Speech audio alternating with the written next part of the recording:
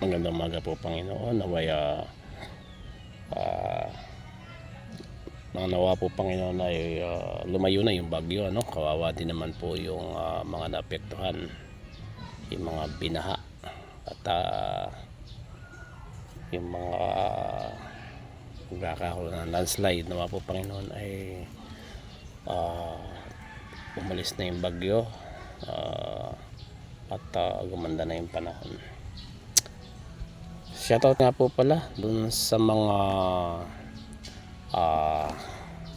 nagpapastor ng kalabaw, nagsusuga o nag-uula, no? Kung ano mang hayop niyo, kung kambing man, baka, kalabaw. Sana po ay maging responsable din tayo, ano? Kung tayo may hari ng hayupan at tayo ay nakikiulala ang nakakita po kayo ng lupa na may nakalagay na private property, ibig sabihin po may may-ari niyan at may namumosisyon. Ano po, kawa din naman po yung mga nagpatanim.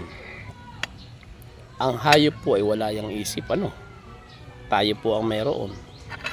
Dapat po ay maging responsible tayo na mamamayan.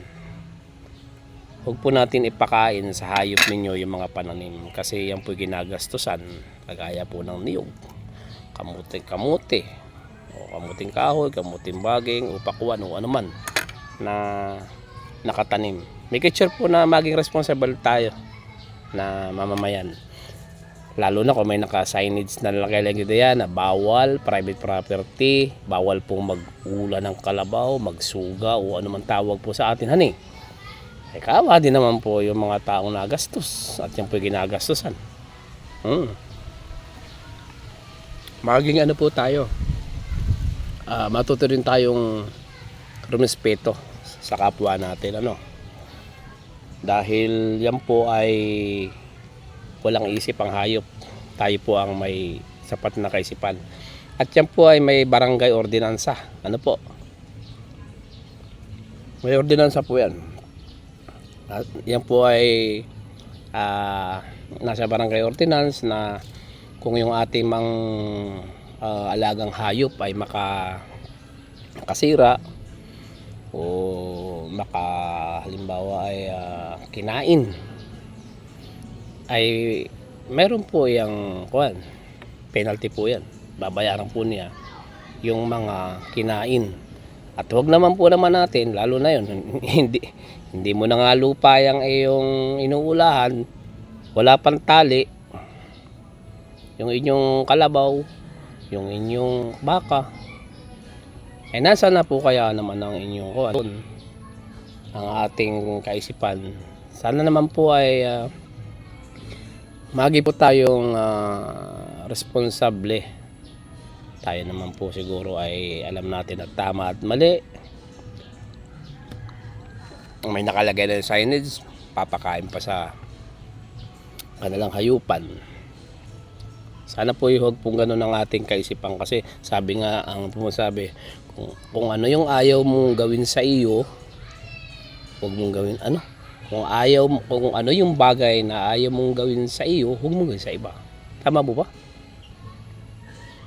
Sana po ay magkaroon tayo doon ng tinatawag dito na yung kaisipan natin, na kung tayo naman siguro po ay tinuruan ng ating magulang, kung tayo maliit pa, make sure po na yung damdamin mo ay, halimbawa po ako nagpunta dun sa isang lupa, ilagay ko yung baka ko, kalabaw, hindi na nga ako magpapaalam sa iyo, ipapakain mo pa ng yung mga niyog. Yan po ay ginagastasan po yan pag pagpapatanim po ng niyog. May puhunan po diyan at yan naman ay pagod din ang ating kawan. So paalala po, kung sa ating may mga hayupan, maging responsible po tayo na mamamayan. At sana po huwag dumating yung time na madala pa yung mga hayop ninyo para madala sa barangay para pagbayarin ng mga nasirang mga halaman, niyog o ano man naroon sa loob. Maraming po salamat at God bless. Ingat po lagi tayo. Sana lagi tayong laging ligtas, lalo na lang paulit-ulit ko sinasabi, lalo na po sa ating mga riders o kung ano mga ating minamaneho. Make sure po na yung ating safety lagi, lalo na yung malalayo ang biyahe. Tayo po ay magpatakbo, sabi ko ang akmala ang doon sa kondisyon ng kalsada. Yan naman po may speed limit, alam natin yan. Maraming salamat, God bless po at mabuhay po tayo lahat.